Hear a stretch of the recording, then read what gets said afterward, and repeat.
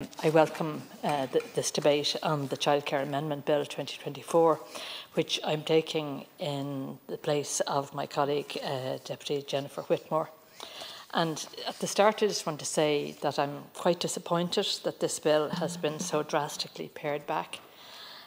So much so that only 7 of the Children's Committee's 96 PLS recommendations are now relevant to the bill that's before us. Extensive provisions on child welfare and protection have been put on ice, and that's regrettable, I think. We're told that another bill will be published later this session, and the importance of honouring that commitment, I think, cannot be overstated, and I'm sure you accept that, Minister.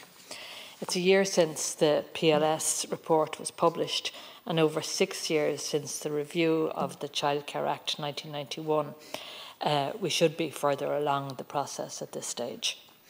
At the very least, I would hope that this time has been used to strengthen the outstanding bill to take account of the Children's Committee's recommendations and indeed the recommendations of the Ombudsman for Children.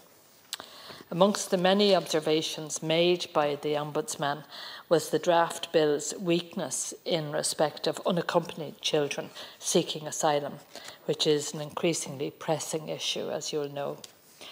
This followed a 2020 report by the Ombudsman, which found that more than 120 unaccompanied children were housed in hostels with no care staff after 5 p.m.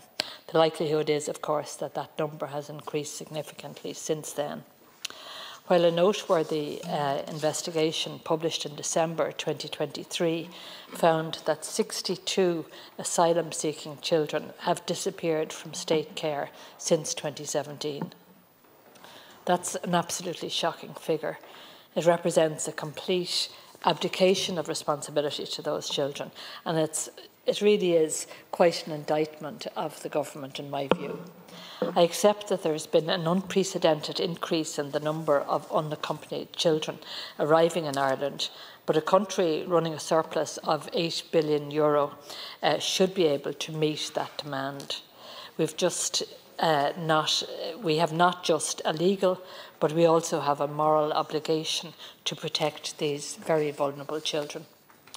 It's also worth noting that it's almost exactly a year since researchers in UCD published their shocking and disturbing report into the sexual exploitation of young girls in state care. That report found that girls as young as 12 were being horrifically abused and deliberately targeted by predators. But that was not the first time that the government has been alerted to the sexual abuse of children in state care.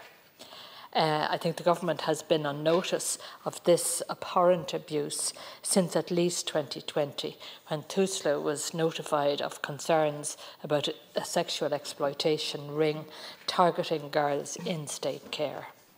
In view of these shocking state failures in the care of vulnerable children, there can really be no excuse for any further delay in advancing the child protection provisions that we were promised.